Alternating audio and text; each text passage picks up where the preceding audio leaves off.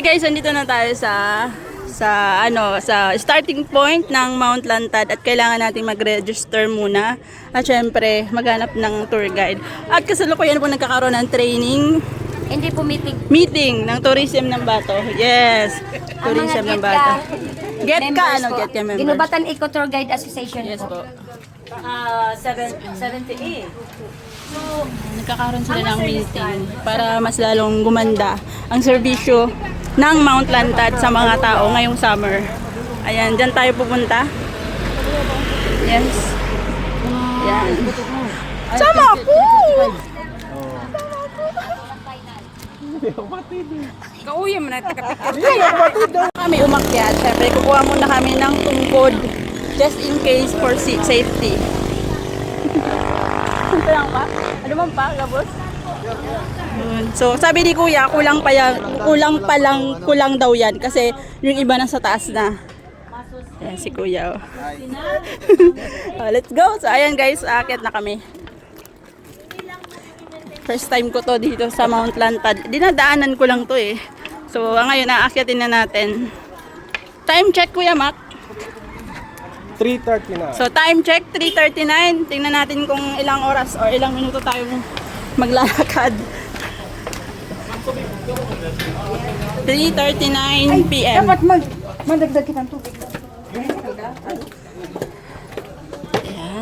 Kain, tama sa dungod ako, inom. Naakyat na namin ang binurong. So, ito naman. Ayan.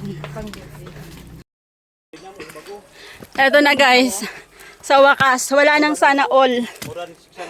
Akyat na kami sa Mount Lantad. Sabi ni Kuya, tour guide namin, nasa 124 meters. From dun sa baba hanggang dun sa taas. Daan-daan lang. So, ayan. Ito lang yung medyo hihingalin ka.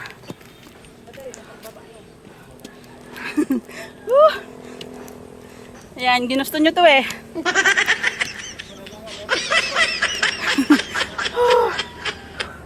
Ang bilis ko na hingalin, grabe. Hingal agad.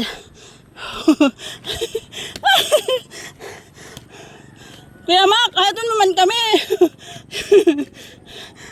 Kaya pa. Yes.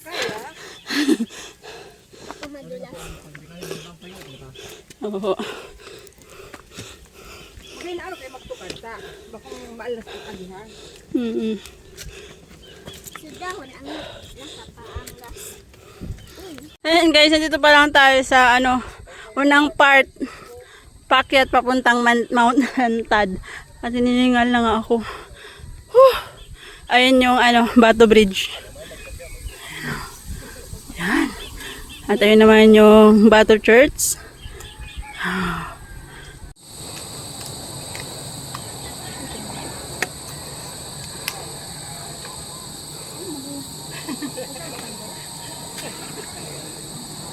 Ay, ulod! Putik! Bambasol! Hingal! Si Kuya, gapos ano kayo ni?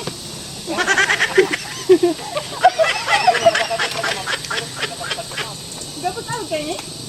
Oo! Wala ka kayo! Wala ka kita! Hindi mo kaya? Sino? Okay lang.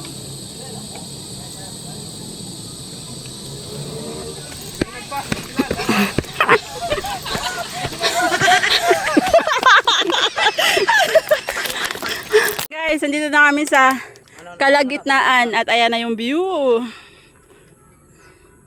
Ano yun, magpisa ko dyan. Grabe. Ayan na guys, nandito na kami sa gitna. Malapit na kami sa taas. Diyos ko.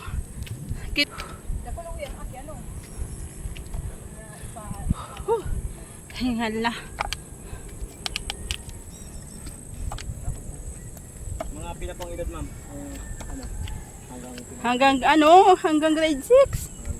Pati mga senior. Pwede mo po sa ma'am? Sa plaza po. Grabe. Mga pirang pira daw. Ayan na guys, nagpahila na ako kay kuya. Hindi ko na kaya. Hingan na.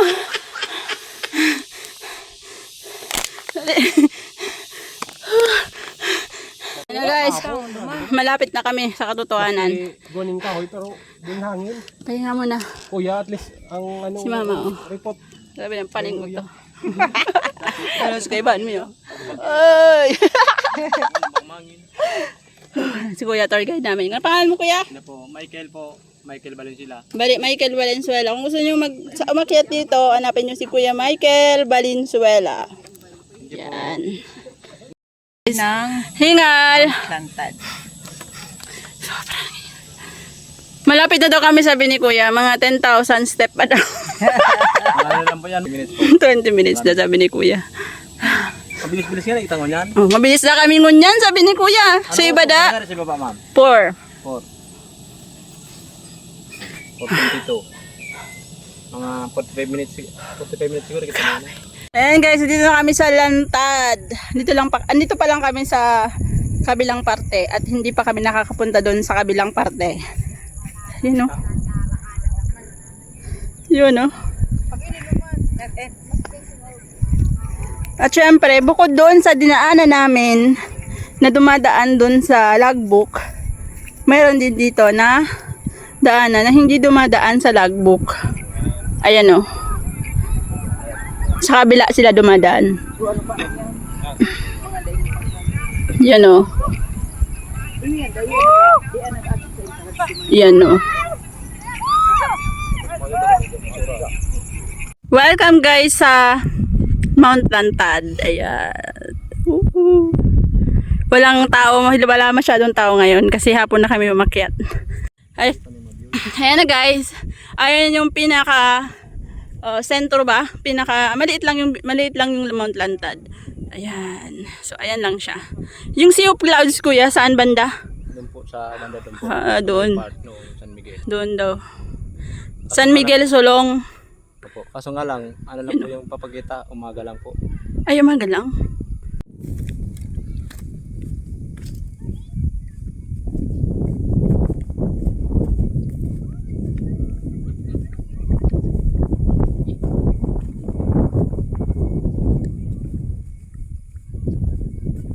Ayan na guys, time check. Ano na, 5:30. 5:47 at kami ay bababa na. Yan, kasi magagabi na. Baba. Pero bakit hindi magtaas?